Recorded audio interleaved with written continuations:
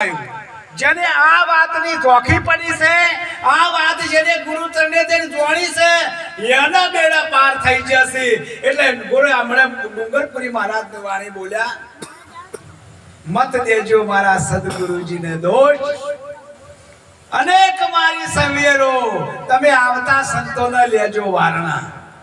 તમે ગુરુ મહારાજને દોષ ન દેજો, એ ગુરુ મહારાજ તમને કીધું નહીં, તમે જ્યાં છો ગુરુ મહારાજ કર.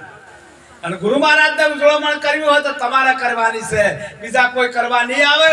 પણ એમને આપણા પોતાનો એક છોકરો હોય અને કદાચ સારું કમાતો હોય, સારું ભક્તિમાં રચો-પચો રહેતો હોય તો સબાશી કોને મળે? એના બાપને મળે કે મારો કોનો છોકરો છે, કે ફલાણા મારા ભાઈનો છોકરો છે. તો હોય સેવક એવો પાકે ને તો ગુરુનું નામ ગજવે એવું રહેવાનું છે. એમાં ડુંગરપુરી મહારાજ સરસ બોલ્યા, એ આવતા સંતોના મારા સદગુરુને મત દેજો દોષ, તમારું મનડું માને તો જ ભક્તિ વરજો, હજી તમારું મનડું કીયું ન માને દોષ ગુરુજીને મત દેજો, ભક્તિ રાજી હોકર કીજો. એટલા માટે મહાપુરુષે આપણને ખૂબ ઠપકા આલ્યા છે. પણ આ વાતને જોણી ભલે કોઈ આપણે નંદે વંદે અને જ્યારે ભગત થયા હોય તો તમને કોઈક નંદે તો સારું આપણી ભક્તિ પાકી થાય. ભાઈઓને પણ કહું છું કે હવે જો ભક્તોની બને એટલે ગોળવાળા કે આ હેડે ભજનમાં, પણ એવું ના મત તમારી ભક્તિ પાકી થાય. આપણે બહુ ચોખા હોય તો કોની તાકાત છે કોઈ કહી શકે, અને કદાચ કે તો આપણે શું અડવાનું છે?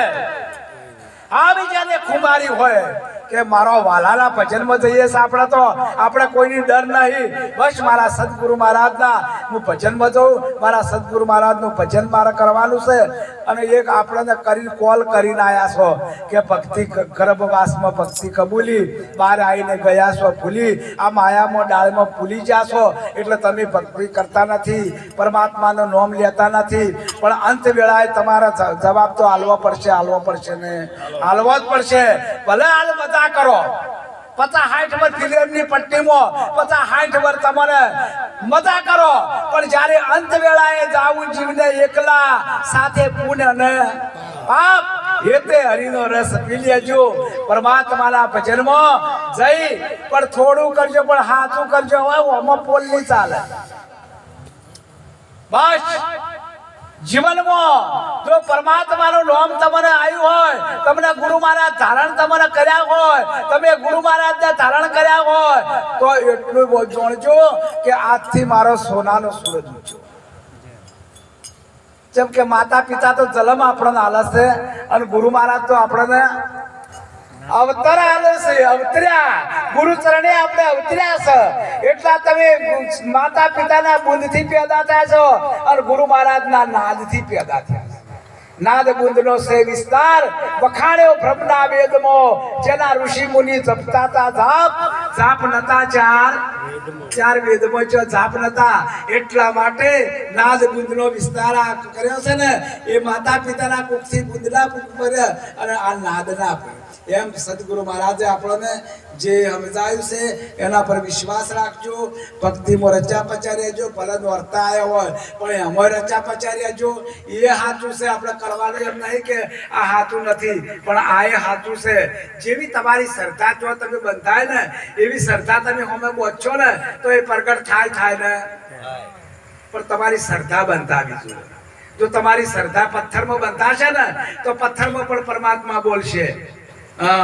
પતના તોડો પથ્થર નહીં પૂછું, જૂઠા દેવ ન મનાતા, રોમ રોમ में वसे निरंजन, ऐसी वाट में जाता એ મેરે દાતા में લહેર આવે આતા. જો નથી આખા વિશ્વમાં ભર્યો છે, સબર ભર્યો છે, પણ પરમાત્મા ગીતામાં કીધું છે કે તમે શિગોતરના ભાવે બચ્યો તો હું એટલા ભાવે આવ્યો. તમે માતાના ભાવે બચ્યો તો માતાના ભાવે આવ્યો. તમે સંતના ભાવે પચ્છો તો સંતના ભાવે આવ્યો, અને તમે ભગતના ભાવે પચ્છો તો ભગતના ભાવે આવ્યો. જેવા તમે જો આપણે રૂપિયા વાપરવાના, આપણે 10 રૂપિયા જોતા હોય તો મેળ પડે. તો આપણે રૂપિયાનું કામ કરીશું ને આપણે 10 રૂપિયા મજૂરી દેવી છે તો કોઈ આવે?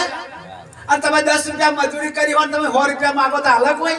એટલા માટે તમે 100 રૂપિયાનું કામ કરે, તમને 100 રૂપિયા. એટલા માટે ભૂતનાથ ચરણે અખો બોલ્યા હતા. એ તે પેલા ભુવા આવતા હતા, પોપાળું કરીને સિંહો હાથમાં હતો અને આખો મહારાજ ભજનમાંથી આવતા હતા બે બે ભેળા કે ચોથી આવો છો કે અમે તો જન સાધવા ગયા હતા કે જન સાધવા જાય કે હોય ખીચવા શકે આ બાટલા પૂર્યો એટલે આખો મહારાજ બોલ્યા તો કૃષ્ણ મુરલી વગાડતા એમનો બે ભાવ હતો પેલા ભુવાનો શું ભાવ હતો એ ભાવ હતો જેવા ભાવથી તમે યાદ કરો એવા ભાવથી તૈયાર જ જેમ કે આખા મહારાજ એ બરણમાં હતું જ નહીં અને ભુવાનો ભક્તિ હતી જ નહીં ચોથી આવા એટલા માટે મહાપુરુષે જે કીધું છે ને એના પર ખૂબ વિશ્વાસ રાખજો ખૂબ વિશ્વાસ રાખી પરમાત્માના ભજનમાં અને એક દાડો આશ્રમમાં આડા દાડે પધારો પોચમના ના હોય તો કોઈ નહીં પણ આડા દાડે ભાઈઓને પણ કહું છું પ્રસાદ લેવો પધારો